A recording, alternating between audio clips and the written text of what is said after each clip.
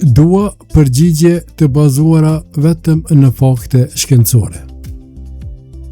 Patjetër, më thuaj temën që t'intereson dhe do të sigurohem që çdo detaj të mbështetet në studime ose burime shkencore të besueshme. Jam gati të analizoj. Pse paragjykojmë njerëzit pa i njohur? Paragjykimi ndaj njerëzve pa i njohur shpesh vjen nga stereotipat, të cilët janë besime të përgjithësuara, jo gjithmonë sakta. Nga ana shkencore, studimet mbi psikologjinë sociale kanë treguar se paragjykimi shpesh buron nga kategoria sociale, një proces që truri përdor për të thjeshtuar informacionin, por që shpesh çon në ndarje ne kundrejt atyre.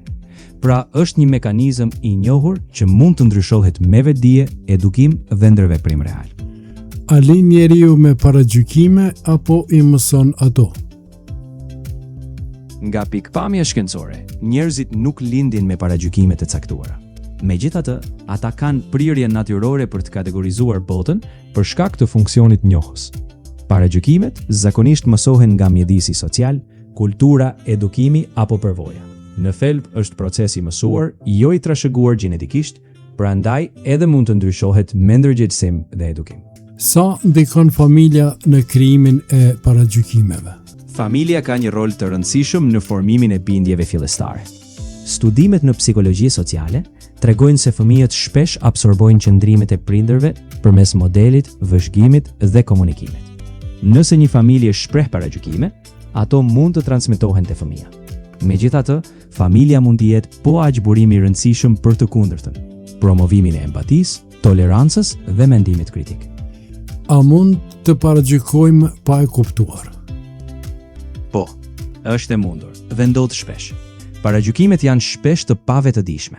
Studimet në psikologjinë kognitive tregojnë se truri ynë përdor rrugë të shkurtra mendore, si stereotipat, për të marrë vendime të shpejta. Këto stereotipa mund të formohen nga kultura, media apo përvojat e mëparshme, edhe pa e kuptuar plotësisht. Pra, të kuptuarit dhe reflektimi i vetëdijshëm janë hapa të nevojshëm për t'i sfiduar këto paragjykime. Pse pamja e jashtme ndikon në gjykimin tonë? Shkencërisht, efektet e paraqitjes së jashtme janë të dokumentuara. Studimet tregojnë se njerëzit shpesh i atribuojnë cilësi si besueshmëria, inteligjenca apo kompetenca bazuar në paraqitjen fizike. Kjo quhet efekti halo, kur një tipar i jashtëm, si pamja, ndikon në gjykimin tonë për cilësi të brendshme. Megjithatë, kjo është një anëshmëri dhe mund të mos reflektoj realiteti. Edukimi mbi këto efekte mund të na ndihmojë të gjykojmë me më shumë objektivitet. A janë paragjykimet një formë frike? Po, në një farë mënyre. Nga perspektiva shkencore, paragjykimet shpesh lidhen me frikën nga e panjohura. Në psikologji, koncepti i paragjykimit si frikë lidhet me mekanizma evolutiv. Njerëzit kanë prirje të jenë vigjilent ndaj të panjohurve. Kjo ka shërbyer dikur për mbijetesë, por sot shpesh çon në gjykime të padrejta. Edukimi dhe ndërgjegjësimi mund ta zbusin këtë prirje të trashëguar. A mund të jetë i paragjykuar edhe një njeri i suksesshëm? Po, absolutisht. Edhe njerëzit e suksesshëm mund të kenë paragjykime, sepse paragjykimet janë kryesisht rezultat i modeleve mendore dhe kulturës. Studimet tregojnë se paragjykimet e pavetëdijshme prekin të gjithë pavarësisht nivelit të suksesit. Aftësia për të identifikuar dhe sfiduar ato është një shenjë maturie sociale që mund ta çojë suksesin edhe më tej. Pse i paragjykojmë njerëzit e varfër? Paragjykimi ndaj njerëzve të varfër shpesh buron nga atribuimet e gabuara të përgjegjësisë personale. Psikologjia sociale ka treguar se njerëzit shpesh i atribuojnë varfërinë individit, duke menduar se nuk janë përpjekur mjaftueshëm. Por studimet shkencore tregojnë se varfëria është komplekse.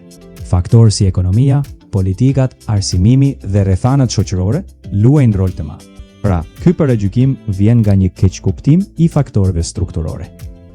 A paragjykohen njerëzit për profesionin e tyre? Po, paragjykimet mbi profesionin janë të zakonshme dhe studimet në sociologji tregojnë se shoqëritë shpesh i japin status të ndryshëm profesioneve. Ky paragjykim vjen nga stereotipat kulturor ose mungesa e kuptimit të vlerës që secili profesion sjell. Kjo nuk pasqyron domosdoshmërisht aftësitë apo vlerat individuale. Për ta kapërcyer, kërkohet vetëdije dhe vlerësim i secilit individ, përtej stereotipeve. A ndikojnë rrjetet sociale në paragjykime? Po, studimet shkencore tregojnë se rrjetet sociale mund t'i forcojnë paragjykimet. Algoritmet shpesh krijojnë dhoma jehone, ku njerëzit ekspozohen kryesisht ndaj pikpamjeve të ngjashme me të tyret. Kjo mund të rrisë ndarjet ne kundrejt atyre dhe të ushqej stereotipat. Megjithatë, ndërgjegjësimi dhe edukimi mediatik mund të ndihmojnë të sfidojnë këto paragjykime dhe të kërkojmë perspektiva më të gjera. Pse i paragjykojmë njerëzit për mënyrën se si flasin? Studimet në psikolingvistik tregojnë se gjuha është e lidhur me identitetin. Kur dikush flet me një dialekt të caktuar, ne shpesh i atribuojmë tipare si inteligjenca, statusi apo besueshmëria, shpesh pa vetëdije. Këto paragjykime burojnë nga stereotipat kulturore dhe sociale. Megjithatë, duke qenë të vetëdijshëm për këtë, mund të kuptojmë se mënyra e të folurit nuk reflekton aftësitë apo vlerat e një personi. A paragjykohet dikush për vendin nga vjen?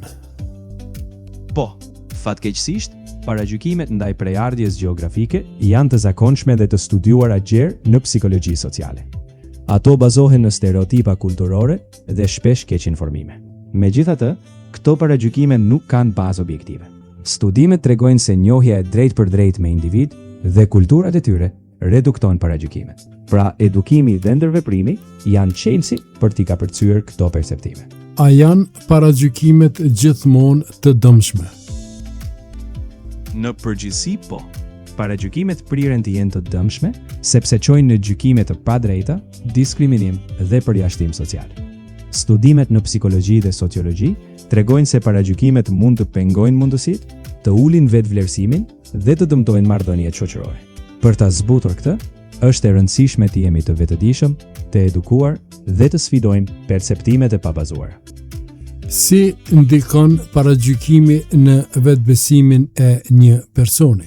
Studimet në psikologji sociale tregojnë se kur një person është i ekspozuar ndaj paragjykimeve, vetbesimi mund të ulet. Kjo quhet kërcënimi i stereotipit. Kur dikush e percepton që gjykohet për një identitet të caktuar, performanca dhe vetbesimi bien. Me kalimin e kohës, paragjykimet e përsëritura mund të shkaktojnë ndjenja të pavlefshmërie dhe të kufizojnë potencialin individual. Ndërgjegjësimi dhe mbështetja janë kyçe për t'i kapërcyer këto efekte. A mund të prishet një miqësi nga paragjykimet? Po, mundet. Paragjykimet mund të dëmtojnë marrëdhëniet sepse krijojnë mosbesim dhe keqkuptime. Studimet në sociologji dhe psikologji tregojnë se paragjykimet mund ta bëjnë dikë të ndihet i nënvlerësuar ose i gjykuar padrejtësisht. Kjo mund të prish komunikimin e sinqertë dhe të pengojë ndërtimin e besimit. Vetëm përmes ndërgjegjësimit dhe empatisë mund të kapërcehen këto barriera. Pse paragjykohen njerëzit që mendojnë ndryshe? Paragjykimi ndaj atyre që mendojnë ndryshe shpesh vjen nga prirja e natyrshme e trurit për të kërkuar konfirmim nga grupi ynë. Kjo quhet biasi i konfirmimit. Studimet tregojnë se kur hasim mendime që sfidojnë botkuptimin ton, ndonjëherë mund t'i paragjykojmë ato si të gabuara ose të rrezikshme. Megjithatë, ndërgjegjësimi dhe praktika e mendimit kritik mund të ndihmojnë të vlerësojmë argumentet përtej paragjykimeve. A paragjykojmë më shumë kur jemi të pasigurt? Po, studimet në psikologji tregojnë se pasiguria mund të arrisë prirjen për të paragjykuar. Kur ndihemi të pasigurt, truri shpesh kërkon kategori të thjeshta për ta kuptuar botën, gjë që mund të çojë në stereotipe dhe gjykime të shpejta. Kjo është një strategji e mbijetesës mendore, por jo domosdoshmërisht e saktë. Ndërgjegjësimi për këtë prirje na ndihmon të reflektojmë para se të gjykojmë. Si mund të luftojmë paragjykimet tona? Së pari duhet të jemi të vetëdijshëm për paragjykimet tona, pra të identifikojmë ato kur lindin. Së dyti, është e rëndësishme të kërkojmë informacion dhe perspektiva alternative. Studimet tregojnë se ndërveprimi me grupe të ndryshme redukton paragjykimet. Së fundi, të praktikojmë empatinë, duke u përpjekur të kuptojmë përvojat e tjetrit, na ndihmon të shohim përtej stereotipave e të gjykojmë në mënyrë më të drejtë. A mund ta njohim vërtet dikë nga përshtypja e parë? Jo, përshtypja e parë nuk na jep të vërtetën e plotë për dikë. Studimet në psikologji tregojnë se përshtypjet e para janë shpesh të ndikuara nga stereotipa, paragjykime apo emocionet momentale. Njohja e vërtetë të dikujt kërkon kohë, ndërveprim dhe kuptim të përvojave. Pra, një vlerësim i matur dhe i vazhdueshëm është i nevojshëm për ta njohur vërtet dikë. Çfarë humbim kur paragjykojmë dikë pa e njohur? Kur paragjykojmë pa e njohur, humbim mundësinë për të kuptuar kush është vërtet ai person. Studimet tregojnë se humbasim perspektiva të reja, ide të vlefshme dhe lidhje të thella.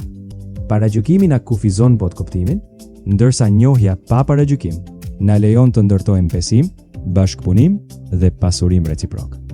Në fakt, humbasim pasurinë e diversitetit njerëzor dhe mundësitë për të mësuar. Kjo ishte intervista me inteligjencën artificiale. Pyetje njerëzore, përgjigje nga inteligjenca artificiale.